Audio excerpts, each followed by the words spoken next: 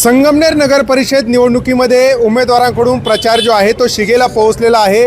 महायुतीच्या उमेदवारांसाठी आमदार अमोल खताळ हे स्वतः मैदानात उतरलेले आहेत आणि अशा पद्धतीने डोर टू डोर जाऊन ते मतदारांच्या गाठी भेटी घेत आहेत आणि महायुतीचं जे विजन आहे ते मतदारांपर्यंत पोहोचवत आहेत।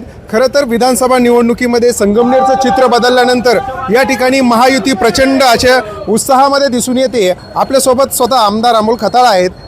खताळ साहेब, कसा एकंदरीत प्रचार सुरू आहे? जनतेमध्ये गेल्यानंतर काय जनतेच्या देखील भावना ऐकायला मिळतात? जनता अतिशय सकारात्मक आहे। जनतेला ज्या परिवर्तनाची साथ आम्ही घातली होती 1 वर्षापूर्वी विकासासाठी, त्यामुळे संगमनेरकरांना विकास पाहिजे आणि हा विकास पाहिजे असल्यामुळं आज आम्हाला खूप चांगला सकारात्मक प्रतिसाद प्रत्येक ठिकाणी मिळतो आणि मी स्वतः आमदार म्हणून एक शिवसेनेचा महायुतीचा कार्यकर्ता म्हणून प्रत्येक घरापर्यंत प्रत्येक मतदारापर्यंत पोहोचण्याचा माझा प्रयत्न होता आणि मी त्यामध्ये यशस्वी ठरलो।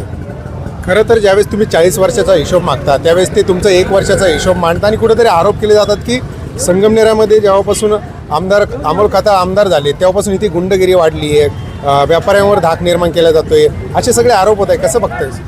नाही, आता शेवटी 40 वर्षाच्या सत्तेतून पराभूत होऊन घरी बसल्यानंतर माणूस दुसरं काय करू शकतो?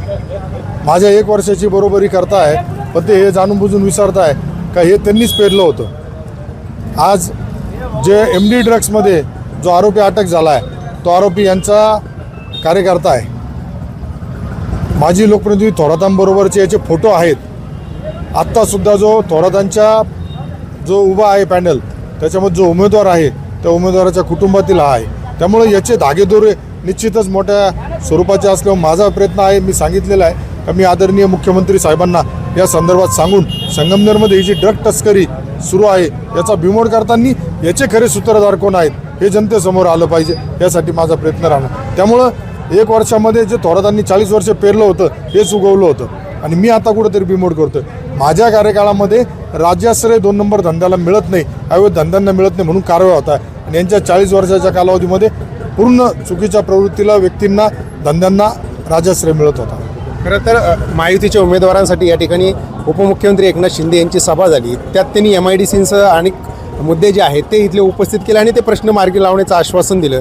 मात्र ज्या पद्धतीने त्यांनी फोन लावलेत इतर मंत्र्यांना त्याची कुठेतरी बाळासाहेब थोरातांकडून खिल्ली उडवली जाते। तुम्ही कसं बघताय साहेब? स्वतःचं अपयश आहे। 40 वर्ष ज्या माणसाला MIDC आणता नाही आली, 40 वर्ष ज्या माणसाला स्वतःच्या मेवण्याच्या हॉस्पिटलसाठी हे इथलं कॉटेज हॉस्पिटल ज्यांनी बंद पाडलं ते आज खिल्ली उडवता म्हणजे हास्यास्पद। त्यांनी हा विचार केला पाहिजे का एकनाथराव शिंदे साहेबांनी जो शब्द दिला, जो शब्द देता तो पूर्ण केला जातो। त्यामुळं शिंदे साहेबांची कामाची पद्धत आहे, ऑन दी स्पॉट फैसला केला जातो। यांच्यासारखं 10-10, 20-20, 40-40 वर्ष पाण्यापासून लोकांना वंचित ठेवलं जात नाही। आज संगमनेरमध्ये बेरोजगार तरुणांना रोजगाराची संधी नव्हती, आज कुठेतरी आम्ही ती सुरुवात केली। लवकरच आम्ही त्यामध्ये शिंदे साहेबांनी जो शब्द दिला तो निश्चित पूर्ण होईल। खरं तर विधानसभा निवडणुकीमध्ये तुमच्याकडून देखील थोरातांवरती घराणेशाहीचा आरोप वारंवार केला जात होता, मात्र आता पालिका निवडणुकीत तुमच्याच कुटुंबातील सदस्य तुम्ही नगराध्यक्षपदासाठी दिला आहे, त्यामुळे कुठेतरी हा मुद्दा आता प्रचारातून गौण झाला आहे। नाही, माझ्या कुटुंबातून जी उमेदवारी आली ही आमच्या कार्यकर्त्यांच्या आणि वरिष्ठ नेत्यांच्या आदेशानुसार सूचनेनुसार आली आहे। ज्यावेळेस समोरचा उमेदवार जाहीर झाला त्यानंतर आम्हाला आमच्या उमेदवाराबाबत निर्णय बदलावा लागला, घ्यावा लागला। कारण लोहे को लोहा काटता है या पद्धतीने जर आज तांबेंचा पराभव करायचा असेल तर कुठंतरी पुढे येणं गरजेचं होतं। आज आमची इच्छा होती जर समोरून एखादा सामान्य त्यांनी उमेदवार दिला असता तर आम्हीसुद्धा त्या पटीने सामान्यच उमेदवार दिला असता, परंतु आज या परिवर्तनासाठी उद्या याच लोकांनी सांगितलं असतं आम्ही जर दुसरा उमेदवार दिला असता तर तो उमेदवार मॅनेज झाला, निवडणुकीला पळ काढला यांनी, हार गेली। त्यामुळं राजकारणामध्ये काही गोष्टी मनाविरुद्ध जरी आपल्या असल्या तरी वरिष्ठ नेत्यांचा आदेश आणि कार्यकर्त्यांच्या भावनांचा आदर करून आपल्याला पुढे जावं लागतं। विधानसभेची पुनरावृत्ती पुन्हा पालिकेत होईल? 100% होणार। विधानसभेमध्ये फक्त थोरात नव्हते पडले, विधानसभा निवडणुकीमध्ये थोरात बी पडले होते आणि तांबे बी पडले होते, कारण तांबेंनी आमच्या विरोधात प्रचार केलाच ना।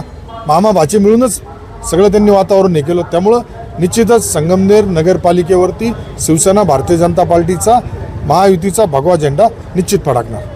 हे होते आमदार अमोल खताळ ज्यांनी विधानसभेची पुनरावृत्ती जी आहे ती पुन्हा एकदा पालिका निवडणुकीत होणार आहे आणि संगमनेर पालिकेवरती महायुतीचा भगवा झेंडा फडकेल असा विश्वास त्यांनी व्यक्त केला आहे। सचिन बनसोडे, साम टीव्ही न्यूज, संगमनेर, अहिल्यानगर. देश विदेशातील प्रत्येक घडामोडींचे लाईव्ह अपडेट मिळवण्यासाठी आता साम टीव्हीच्या सर्व सोशल मीडिया प्लॅटफॉर्मला लाईक, फॉलो आणि सबस्क्राईब करा. तसंच सर्व नोटिफिकेशनसाठी बेल आयकॉन प्रेस करायला विसरू नका.